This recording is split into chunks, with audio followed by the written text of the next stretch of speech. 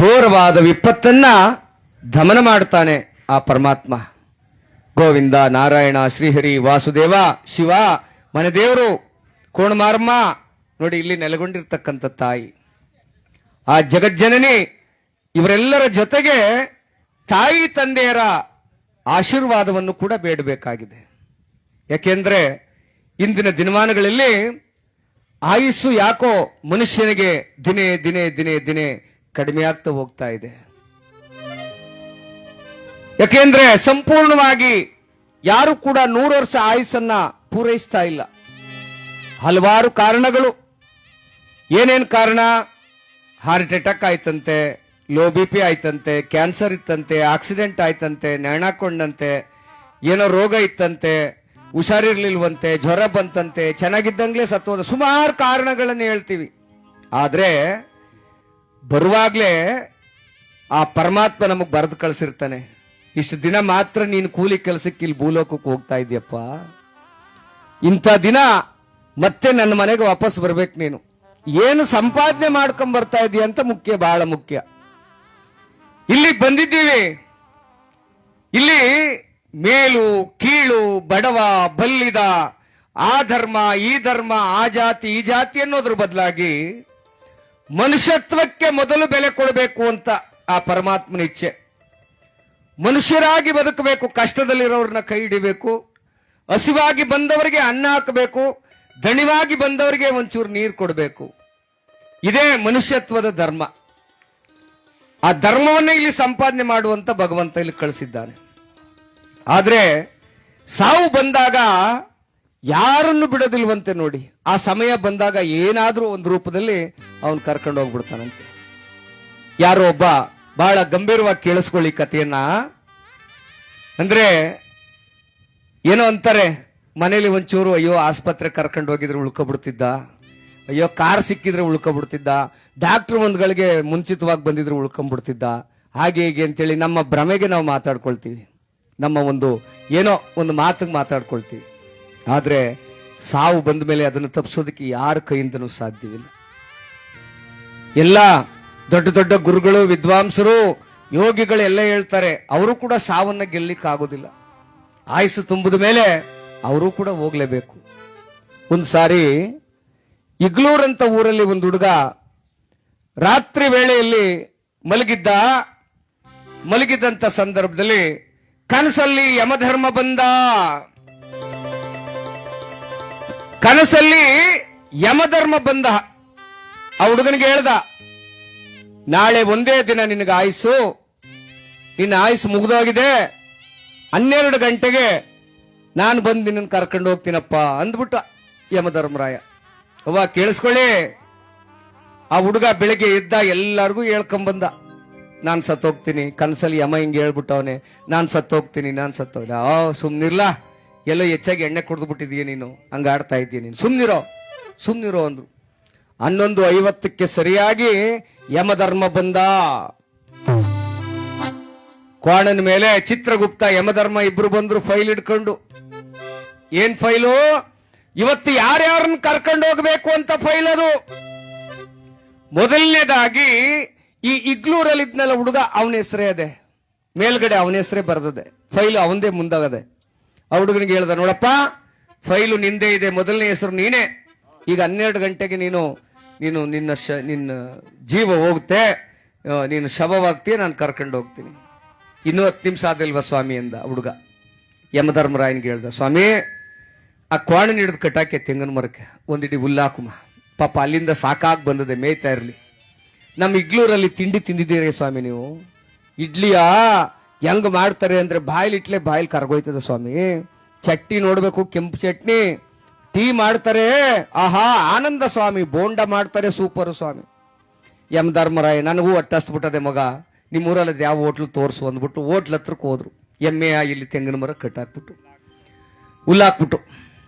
ಆಗ ಆ ಫೈಲ್ ತಂದಿದ್ನಲ್ಲ ಚಿತ್ರಗುಪ್ತ, ಅದನ್ನೊಂದು ಟೇಬಲ್ ಮೇಲೆ ಇಟ್ಟ. ಯಮಧರ್ಮರಾಯನಿಗೂ ಚಿತ್ರಗುಪ್ತನಿಗೂ ತಿಂಡಿ ಕೊಡಿಸ್ತಾ. ಇಬ್ರು ಗೋಡೆ ಚೆರಕ್ ತಿಂತ ಕೂತಿದ್ರು. ಯಾಕೆಂದ್ರೆ ಬಂದವರೆಲ್ಲ ನಾಟಕದವ್ರು ಬಂದವ್ರೆ ಅಂತ ಆಡ್ಕತಾರೆ ಅಂದ್ಬಿಟ್ಟು ಗೋಡೆ ಚೆರಕ್ ತಿರುಗತ್ ತಿಂತ ಕೂತಿದ್ರು. ಈ ಹುಡುಗ ಏನ್ ಮಾಡ್ದ, ಇಗ್ಲೂರ್ ಹುಡುಗ, ಮೇಲೆ ಯಾರ ಹೆಸರಿತ್ತು ಫೈಲಲ್ಲಿ? ಯಾರ ಹೆಸರಿತ್ತವ? ಅವನ ಹೆಸರು ಇತ್ತಲ್ಲ. ಆ ಫೈಲ ತೆಗೆದು ಕೆಳಕ್ ಹಾಕ್ಬಿಟ್ಟ ಅಂಡಕ್ಕೆ. ಹೆಂಗ್ ಕರ್ಕೋದ್ರೀಗ ನನ್ನ ಅಂದ್ಬಿಟ್ಟು. ತಿಂಡಿ ಎಲ್ಲ ತಿಂದಾಯ್ತು. ಯಮಧರ್ಮ ಹೇಳ್ದ, ಏನಪ್ಪ ಇಂಥ ಒಳ್ಳೆಯವನ್ನ ಅಷ್ಟು ಬೇಗನೆ ಭಗವಂತ ಕರ್ಕತಾವನಲ್ಲ, ಬೇಡ, ನಾನು ದೇವೇಂದ್ರನ್ಗೆ ಹೇಳ್ತೀನಿ, ದೇವಲೋಕದಲ್ಲಿ ಹೋಗಿ ಬ್ರಹ್ಮನ್ನು ಕೂಡ ನಾನು ರಿಕ್ವೆಸ್ಟ್ ಮಾಡ್ಕತೀನಿ, ಇವತ್ತು ನಿನ್ನ ಕರ್ಕೋಗೋದು ಬೇಡ, ಇನ್ನೊಂದು 50 ವರ್ಷ ನಿನಗೆ ಆಯುಸ್ ಕೊಡಿಸ್ತೀನಿ. ಈಗ ಮ್ಯಾಲಿಂದ ಯಾರ ಹೆಸರಿತ್ತು ಅದು ನಿನ್ನ ಹೆಸರಿತ್ತು, ಕರ್ಕೋಗೋದು ಬೇಡ. ಈ ಕೆಳಗಡೆಯಿಂದ ತಗತೀನಿ ಫೈಲ, ಯಾರ ಹೆಸರು ಬರ್ತದೆ ನೋಡ್ಮ, ಅವ್ರನ್ನೇ ಕರ್ಕೋಯ್ತೀನಿ ಅಂದ್ಬಿಟ್ಟು ಕೆಳಗ್ ಕೈ ಹಾಕ್ತಾನೆ. ಅವನ ಹೆಸರೇ ಬಂದು ಕೂತದೆ. ಫೈಲು ಎಲ್ಲಿಗೆ ಹಾಕಿದ್ರೇನವ? ಏನಪ್ಪ, ಫೈಲ್ ಮ್ಯಾಲಿದ್ರೇನು ಕೆಳಗಿದ್ರೇನು, ಸಾವು ಬಂದ ಮೇಲೆ ಹೋಗ್ಲೇಬೇಕಲ್ವಾ? ಅದಕ್ಕೆ ಹೇಳ್ತಾರೆ, ಹುಟ್ಟಿದ ಮೇಲೆ ಸಾಯಲೇಬೇಕು, ಬ್ರಹ್ಮ ಬರೆದ ಬರಹ.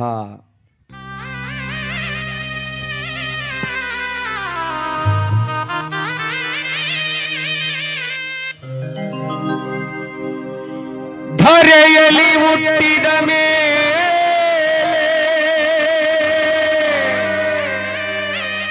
ಮೇಲು ಕೀಳೆಂಬ ಭೇದಬೇಕೋ ಮಾನವ, ಹುಟ್ಟಿದವರು ಸಾಯಲೇಬೇಕು, ಪಂಚಭೂತಗಳಲ್ಲಿ ಲೀನವಾಗಬೇಕು, ಮುಕ್ತಿ ಪಡೆಯಬೇಕು.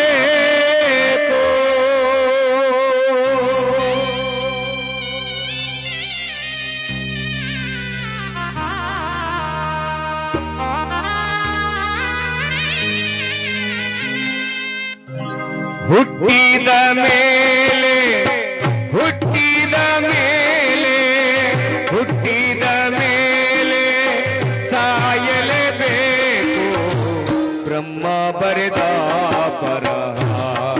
ಓ ಚಿಕ್ಕಣ್ಣ ವಿಧಿ ಬರದ ಬರಹ. ಹುಟ್ಟಿದ ಮೇಲೆ ಸಾಯಲೇಬೇಕು, ಬ್ರಹ್ಮ ಬರೆದ ಬರಹ. ಓ ಚಿಕ್ಕಣ್ಣ ವಿಧಿ ಬರೆದ ಬರಹ. ಚಿಕ್ಕಣ್ಣ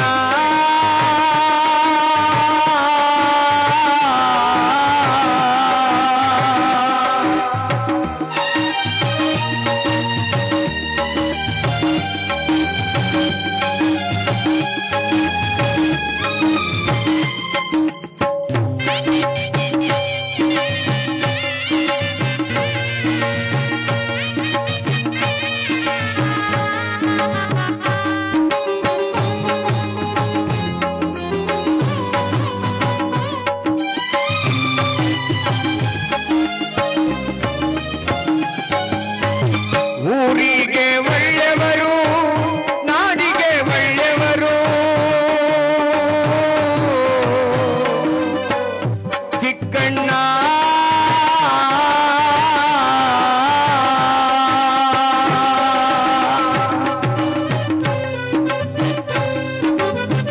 ಊರಿಗೆ ಒಳ್ಳೆವರು, ನಾಡಿಗೆ ಒಳ್ಳೆವರು, ಊರ ಬಿಟ್ಟು ಕಾಡಿಗೆ ಹೋಗುವಾಗ ಚಿಕ್ಕಣ್ಣ ನಿನ್ನ ಮಡದಿಯ ಗೋಳ ಕೇಳುವರ್ಯಾರಣ್ಣ, ನಿನ್ನ ಮಕ್ಕಳ ಗೋಳಾಟವ ಕೇಳುವರ್ಯಾರಣ್ಣ.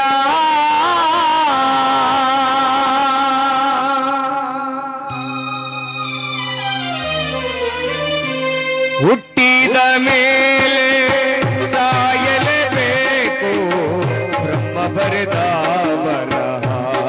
ಓ ಚಿಕ್ಕಣ್ಣ ವಿಧಿ ಬರೆದ ಬರಹ.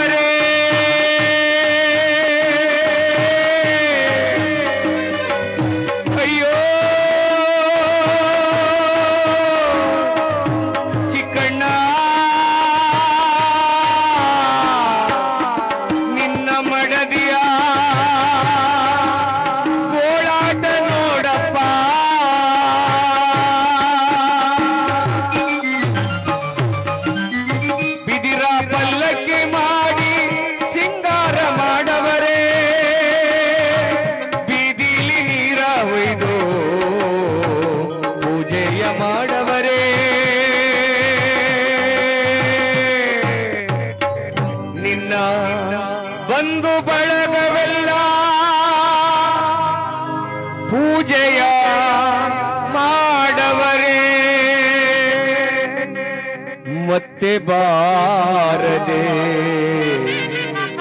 ಹೊರಟು ಹೋದೆಯ ಕಣ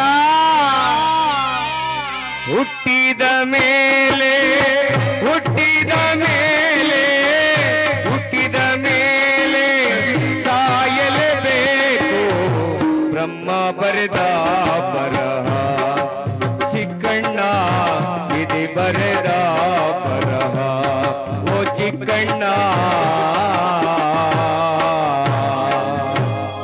ವಿಧಿ ಬರೆದ ಬರಹ